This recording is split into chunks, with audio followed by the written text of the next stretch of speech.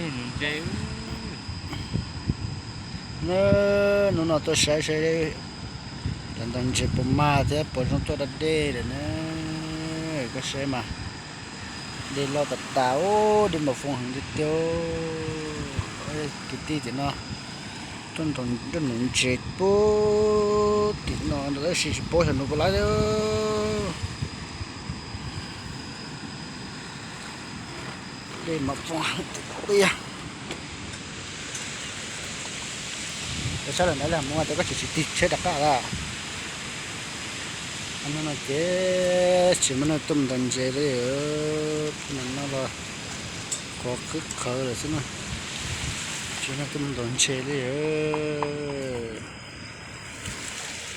giá chế ở đây tất cả mua đàn chế thế tôm một đặt đây nó xíu chế chỉ muốn chế đấy là sao trả đi ơi đi lo cơ anh nó để kiếm sai xe là mình bắt đầu chế mình sai đi lo cơ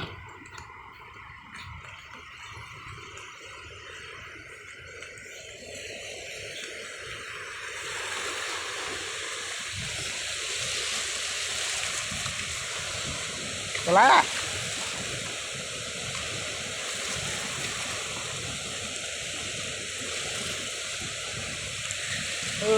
để mà lo tiền tóm nhá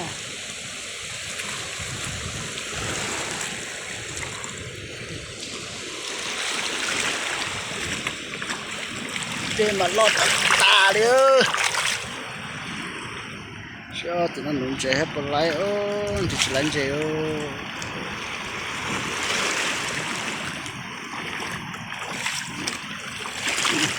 để mà lo tiền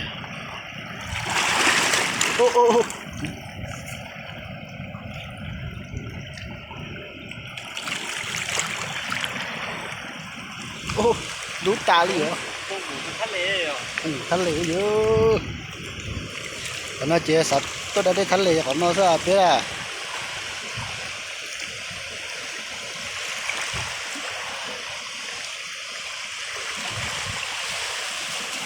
Con tôi là nó lo mà biết còn nó cơ. Tao trông chỉ là nãy chúng nó cũng đồng chế đi đấy. Cái chị xuống cho đi thắt lệ mà. Ba.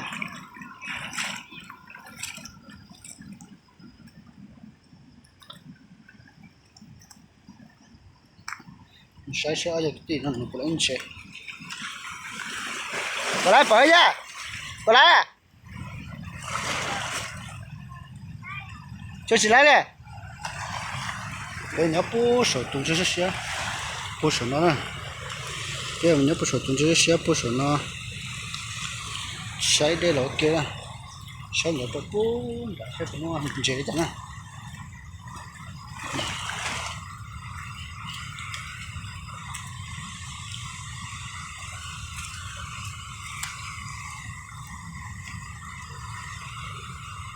Cái dây bút thì cũng chưa thì cho nên dây này rồi sai thì cho giả bún đã nó nữa chỉ ăn chả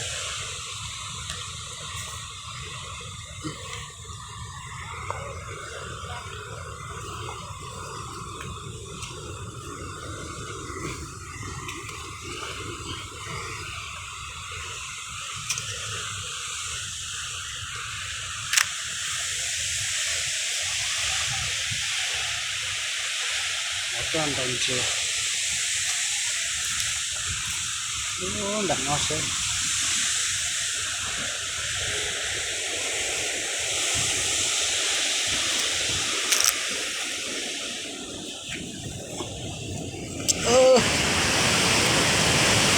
jadi aku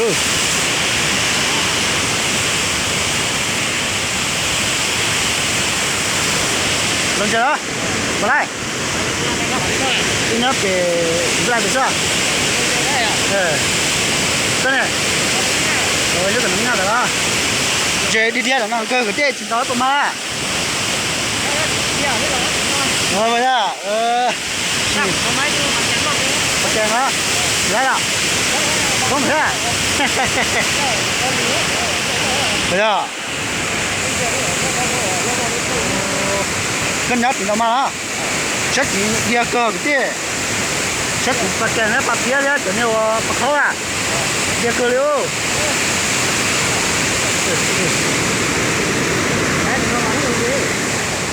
tôi sẽ để trong trà sữa chỉ ba vào tuần tổng chế thôi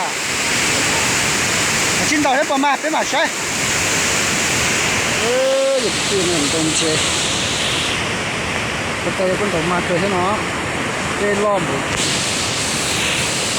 nó sẽ có cái lom cả đấy cái chuyện kho hái của nó đâu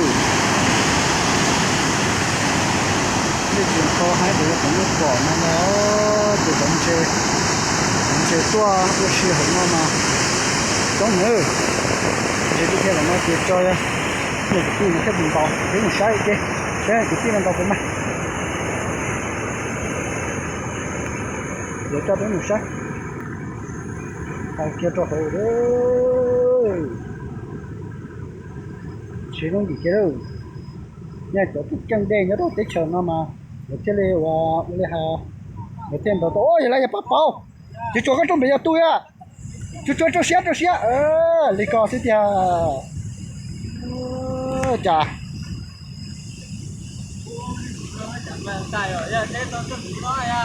sẽ có phần trái sữa ít thế nào sẽ cái tin là số là cái mà đấy tiền chỉ đi thiên nào cái tin sẽ làm tàu chờ đi đó dân tàu à nhưng mà chủ yếu kênh thôi mà ô chỉ tàu rồi chẳng cơ là đừng có đứng ngay á cái tiền tàu bị to bị non nhưng mà thua lo thế nào tàu bị nơi dạ cái gì con tàu bị non nhưng mà đi thằng nước to là trên nó nhỏ khó bốc lần chảo thế này đâu nó đâu trên nơi có thằng bốc rồi người ta tập bốc lần chảo này có sống được đấy đó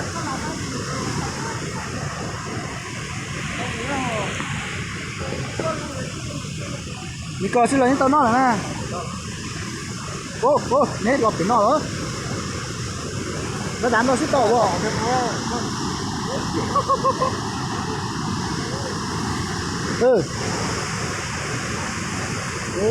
hai chị gái nha cái kênh nhưng mà trên tàu là cái chuyện nào cái rồi nó on đi nó sẽ là rồi nó on đi sẽ lên tàu thế rồi mà sai đấy giờ tàu là tàu đấy nó không phải cuốn đã chúng tôi bắt đầu đấy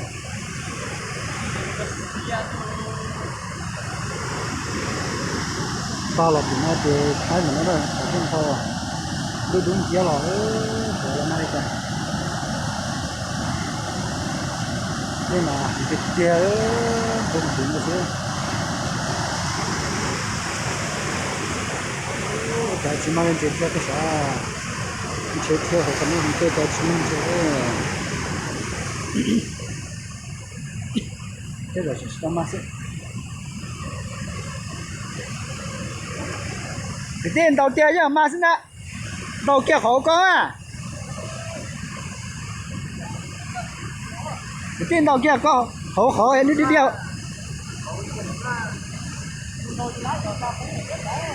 giờ cơ nó làm chứ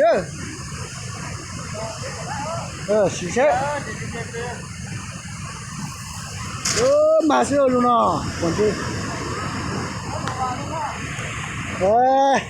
đi coi xíu mà cái mà tiền chân phó thì tiền của tôi chủ yếu cái kênh mà tiền mất tổng chế đó sợ chung chung của nó đầu đó mà kia đó ôi yo đi vào đầu lò xíu hai chị hai liều chấp rồi vào nó cái tiêu cho nó lỗi cái xìa con dùng tiền luôn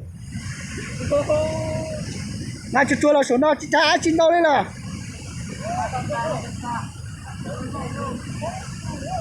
cái là bói tôi chưa trả nhưng nó chỉ tao hai bật ta ơi cái tí nó xua ta kia cũng mua Đây. Ô, chị ôn chẳng nó phải bể rồi, chứ có tôn tàu đây. Ôi yo, khởi cho. Ô, chuyện thiệt tiền rồi.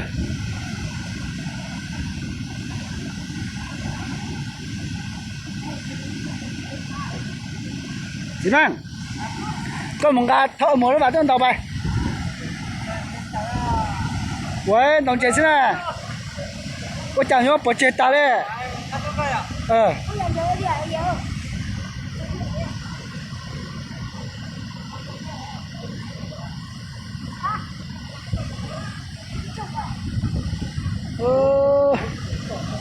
Jadi dia gerak mana?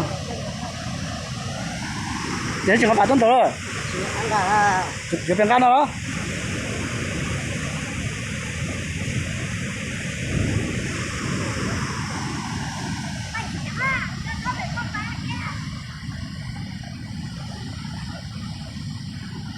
Imang, kau mengata mua lu ah? Ha? Kau cakap? Dulu ah? Imang, kau nggak dulu lah? Đây luôn nằm bậy luôn sao?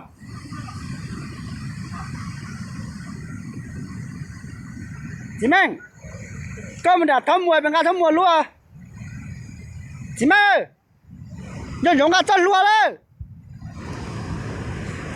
một xe đồ chứ để cho nó mùng ra và tôn tàu đó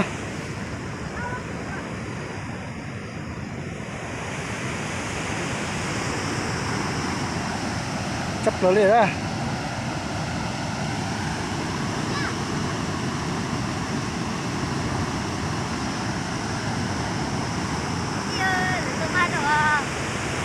bây giờ chúng ta vào tuần tàu à? Tại lẽ chúng ta cho trẻ. Ôi, chả xin đâu, nhập biển mùng gan à? Cho trẻ mua cái gì tôi cũng cho. Được thế à? Tali đó, xin nó. Nhập cái tiền nó sa tí vá chỉ bỏ cứng cô đó, này cái cơ rồi đó, cho cả chúng ta vào tuần tàu đó. Giờ đây chúng ta vào tuần tàu đầu mà cái đó mà có chỉ mà thế tôi chỉ có tao nó cái đâu đi thế